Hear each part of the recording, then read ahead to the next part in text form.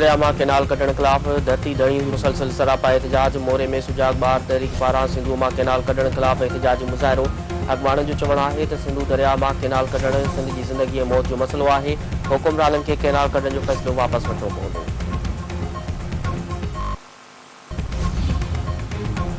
सिंध में पाणी जी खोट 54% ताईं पहुची वई। सिंध जे टिनी बैराजनि मां सखर बैराज वधीक मुतासिर। सखर बैराज वटि पाणी जी खोट 72.56% थी वई। सखर बैराज वटि पाणी जो मथां वहिकिरो 13,860 ऐं हेठां वहिकिरो 6,040 क्यूसेक रिकॉर्ड। बुडू बैराज वटि 24 कलाकनि अंदरि पाणी जी सतह में का बि वाध या लाथ न थी। बुडू बैराज वटि पाणी जो मथां वहिकिरो 21,151 ऐं हेठां वहिकिरो 17,095 क्यूसेक रिकॉर्ड। बैराज मां निकिरंदड़ बेगारी सिंध फीडर खे पाणी जी फराहमी कंदो।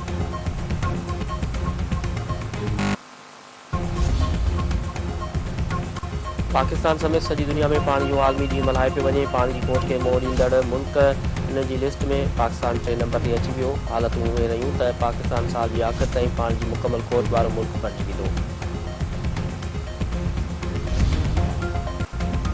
सदर आसिफ अली ज़रदारी चयो आहे त मुल्क में पाणी जी खोट संगीन मसइलो आहे। फौरी क़दम खणण आहिनि। साफ़ पाणी जी दस्तियाबी खे यकीनी बणाइण लाइ क़दम खणण ज़रूरी आहिनि। 2022 जी तबाही मचाईंदड़ ॿोॾि मुल्क ते मौसमियाती तब्दीली जे असर जो वाज़े मिसाल आहे। वज़ीर आज़म शहबाज़ जो चवणु हो त हू पाणी वसीलनि जे तहफ़ुज़ ऐं महफ़ूज़ मुस्तक़बिल लाइ गॾिजी कमु करण लाइ पुरअज़म आहिनि। मिठे पाणी जी फराहमी बरक़रार रखण में ग्लेशियर जो अहम किरदारु आहे। सिंध तास मुआहिदे जो हकारी लागू थियणु पाकिस्तानी पाणी सलामती लाइ इंतिहाई अहम आहे। सिंध समेत सॼे मुल्क में हज़रत अली अलैहिस्सलाम जी शहादत जो ॾियारो मल्हाए पियो वञे। सूबे में आम मोकल हूंदी। मोटरसाइकिल जी मेल सवारी ते पाबंदी। मुख़्तलिफ़ शहर में मातमी जुलूस कढी मजलिसूं बर्पा कयूं वेंदियूं। कराची में मरकज़ी जुलूस लिस्ट पार खां श्रीनगर रानिया ताईं कढियो वेंदो। जुलूस जे रूट ते सिक्योरिटी सख़्त नोट ते प्लान जारी कयो वियो। मुख़्तलिफ़ शहरनि में राति खां ई रवायती मातमी जुलूस कढिया विया। तंगवाणी थाणे जी हद ॻोठ मौलवी नूर मोहम्मद खोसोबा ॻोठाणो मुबैना तौर अगवा। हथियारबंद थियाले ज़ोर ते ख़ान लाशारी खे अगवा करे विया।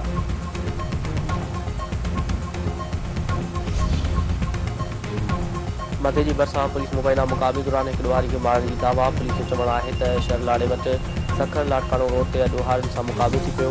माजवल ॾुहार जी सुञाणप न थी सघी। जांच कई थी वञे।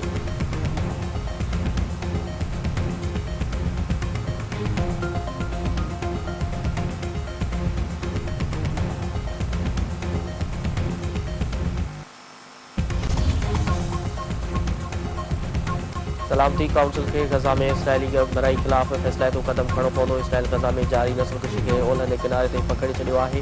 इसराइली नाकाबंदी सबबि 90 खां वधीक गज़ा जी आबादी बुख जो शिकार आहे। 15 जनवरी जे मुआहिदे खे मुकमल तौरु लागू कयो वञे। क़तर मिस्र ऐं अमरीका जहिड़नि टहिकड़नि खे उन अमल में मदद करणु घुरिजे। गॾियल क़ौमुनि में पाकिस्तान जे मुस्तक़िल नुमाइंदे मुनीर अकरम जो इजलास खे ख़िताब।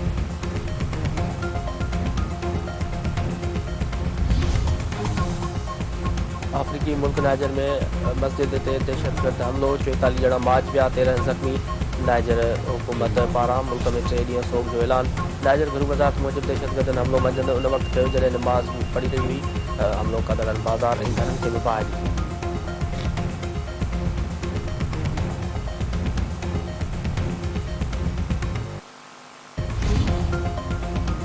ॾिनी। पाकिस्तान न्यूज़ीलैंड विच में चौथी T20 मैच सुभाणे खेॾी वेंदी। न्यूज़ीलैंड खे पाकिस्तान ख़िलाफ़ 5 मैचुनि जी सीरीज़ में 1 जी भेट में 2 जी सरसी हासिल।